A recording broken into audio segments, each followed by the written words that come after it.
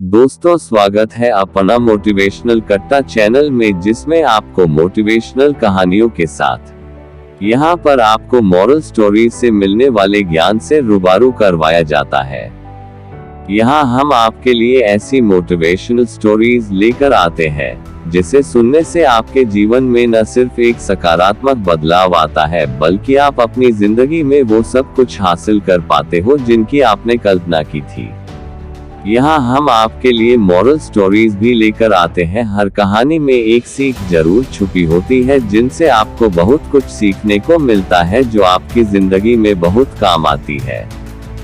दोस्तों, ऐसी ही हजारों शिक्षाप्रद, लोकप्रिय और रोचक कहानियों का सफर हम आप तक लेकर आए हैं, जिन्हें लोगों ने बचपन में अपने दादा दादी या नाना नानी से सुनी होती है या फिर टीवी में देखी होती है।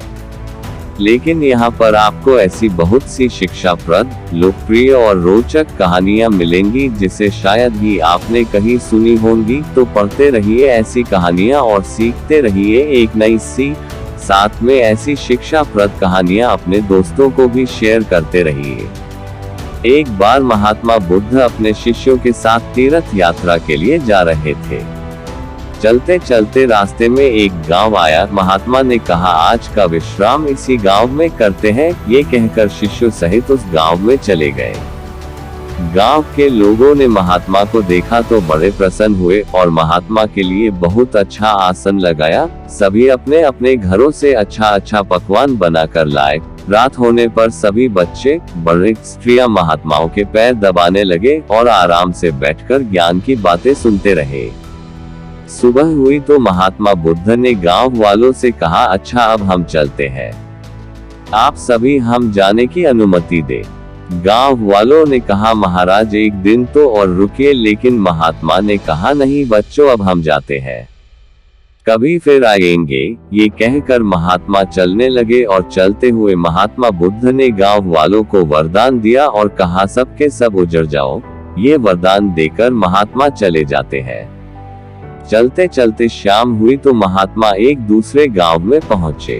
वहां पहुंचते ही बच्चों का बड़ा सा झुंड दौड़ा आया और महात्माओं को चारों तरफ से घेरकर कोई मिट्टी फेंकता है तो कोई कीचड़ फेंकता है।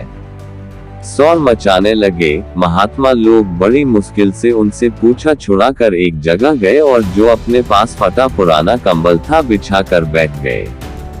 काफी देर बाद गांव के कुछ बड़े व बूढ़े आए। वे सब भी महात्माओं को देखकर हंसने लगे और मजाक उड़ाने लगे। एक जवान ने तो महात्माओं का कंबल ही छीन लिया और कहा, इनके क्या काम आएगा, कम से कम मेरी भैंस तो उड़ेगी। वे महात्माओं का अपमान करते हुए चल गए। महात्माओं ने भूखे प्यासे रहते हुए बड़ी मुश्किल से रात बिताई। सुबह होते ही महात्मा चलने लगे और चलते हुए महात्मा बुद्ध ने गांव को वरदान दिया कि सब के सब बसे रहो।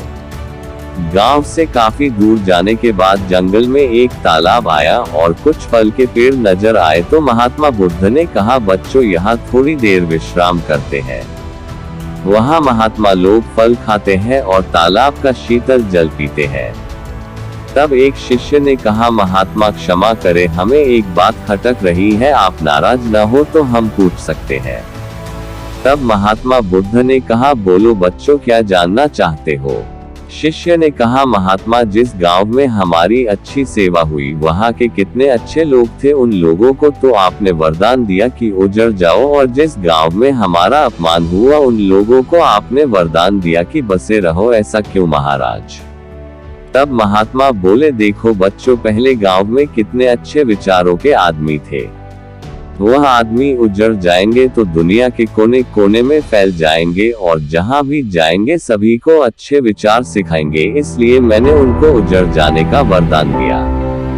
और जो दूसरा गांव था वहां के लोग पापी व बेवकूफ थे। वे जहां भी जाएंगे तो अन्य लोगों को पाप व अन्याय करना ही सिखाएंगे। इसलिए उनका एक जगह ही टिका रहना ठीक है। इसी कारण मैंने उनको वरदान दिया कि बसे रहो। महात्मा की बात सुनकर सभी शिष्य अत्यधिक प्रभावित हुए। दो वरदान कहानी आपको कैसी लगी, कृपया कमेंट के माध्यम से जरूर बताएं।